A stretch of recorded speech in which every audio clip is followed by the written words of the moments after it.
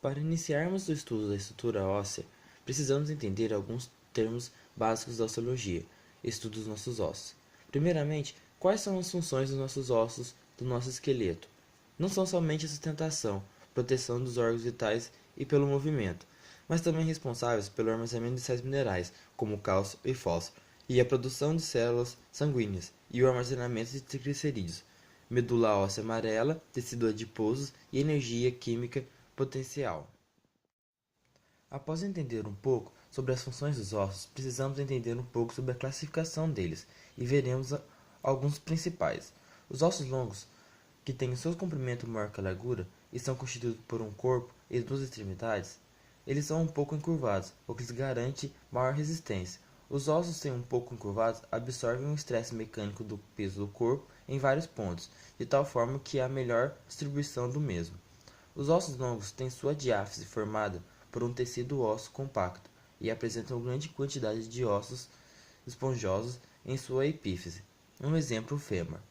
Os ossos curtos são parecidos com um cubo, tendo seu comprimento praticamente igual à sua largura.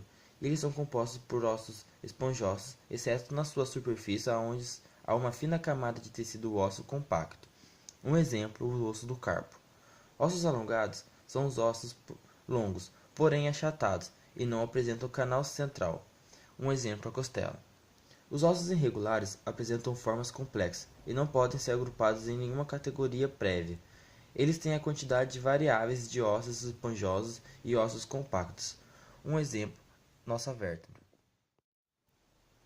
Veremos agora a estrutura dos ossos longos. Em relação à sua arquitetura, ela possui a diáfise, que é a haste longa do osso. Ela é constituída extremamente de tecido osso compacto, proporcionando considerável resistência ao osso longo. Sua epífise, que são extremidades alargadas de um osso longo.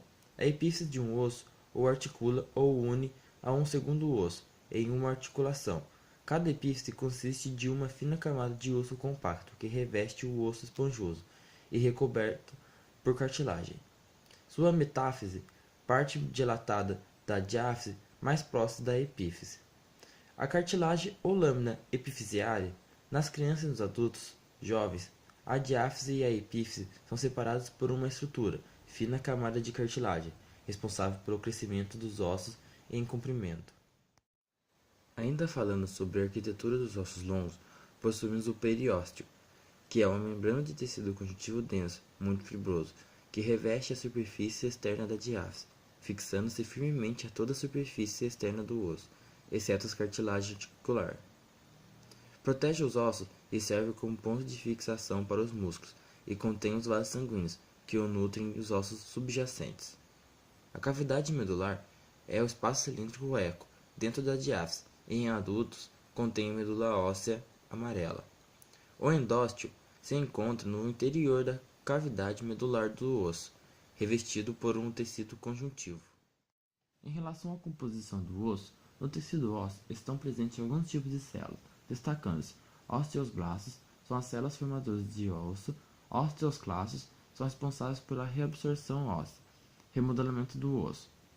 As matrizes extracelular do osso, os tecidos ósseos, é formado por dois componentes, arcabouço orgânico, formado por fibras colágenas e substâncias fundamental homogênea, dando ao osso grande força e tensão, que são as resistências ao alongamento e torção, e sais inorgânicos, que são formados principalmente por cálcio e fosfato, que permitem ao osso resistência à compressão. Podemos destacar sobre os tipos de substâncias ósseas, as substâncias ósseas compactas e as substâncias ósseas esponjosas. As substâncias ósseas compactas, as laminuras de tecidos ósseos estão firmemente aderidas umas nas outras, sem espaços livres interpostos. É um tipo mais rígido e denso. As substâncias ósseas esponjosas, as laminuras de tecidos ósseos, são mais irregulares em forma e tamanho, deixando espaço entre si. Em relação ao crescimento ósseo, comprimento e espessura, o comprimento enquanto permanece a cartilagem epifisiária, os ossos podem aumentar em comprimento. As células cartilaginosas entram em multiplicação e assim tendem a aumentar o tamanho do disco epifisiário. Ao mesmo tempo, o disco vai sendo substituído pelo tecido ósseo. Em relação ao diâmetro, resulta-se da presença de células osteogênicas, isto é, células capazes de se transformar em osteoblastos e formar osso. Ocorre então o depósito de ósseo na superfície externa, abaixo do periósteo. Os fatores que afetam o crescimento e o remodelamento ósseo estão destacados a pressão, hormônios e nutrição. O osso é capaz de se ajustar seu comprimento proporcionalmente ao grau de pressão a que está sujeito. Os ossos normalmente estão sujeitos a forças gravitacionais e forças funcionais. Alguns hormônios aumentam a reabsorção de ossos pelos osteoclastos e outros podem estimular a formação de novos ossos. Em relação à nutrição, uma nutrição balanceada é um pré-requisito para o desenvolvimento ósseo normal, sendo a vitamina D muito importante. Abordaremos hoje no vídeo aula o tema Sistema Esquelético. Para começar, vamos falar sobre as divisões do esqueleto.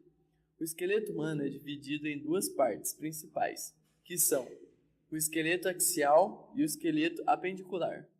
O esqueleto axial é o eixo do corpo humano. Todos os movimentos do corpo são feitos em torno dele.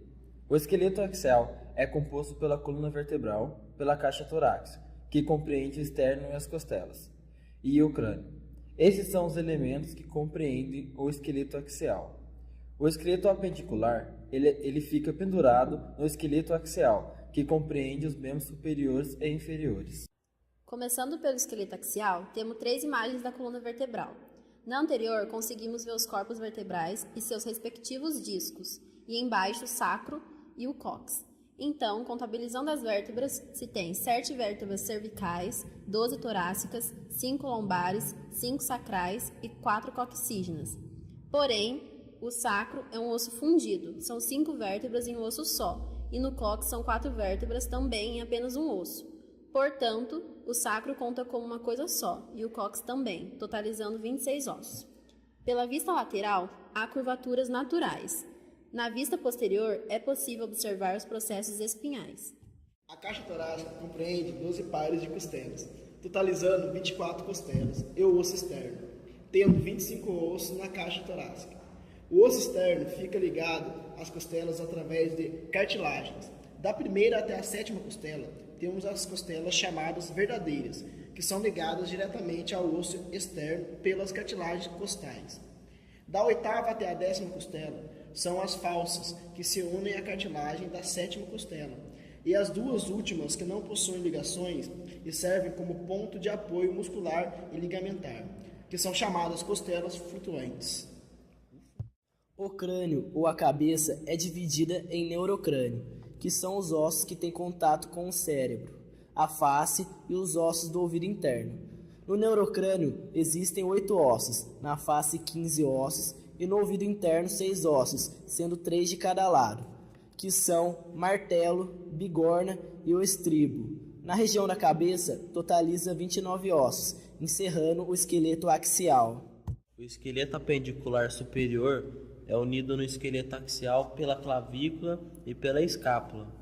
Ele é composto por 64 ossos, ou seja, 32 em cada braço, que são clavícula, escápula, húmero, rádio e ulna, mais 8 ossos do carpo, 5 do metacarpo e 14 falanges. O esqueleto apendicular inferior é unido no esqueleto axial pela cintura pélvica, que é composta pela articulação sacroiliaca. O membro inferior é formado pelo osso pélvico, que é o osso do quadril, pela patela, tíbia e fíbula, mas 7 ossos localizados na região do tarso, 5 ossos do metatarso e 14 falanges, que totalizam 31 ossos. Ou seja, nossos membros inferiores possuímos 62 ossos, 31 em cada perna. Para finalizar a aula, tem um quadro mostrando as divisões e a quantidade de ossos presentes no esqueleto humano. O esqueleto axial compreende 29 ossos na cabeça, 26 ossos na coluna vertebral e 25 ossos na caixa torácica, totalizando 80 ossos. O esqueleto apendicular compreende 64 ossos nos membros superiores e 62 ossos nos membros inferiores, totalizando 126 ossos. Ao todo, o corpo é composto por 206 ossos, lembrando que essa quantidade pode possuir variação anatômica e em alguns corpos que possuem ossos sesamoides.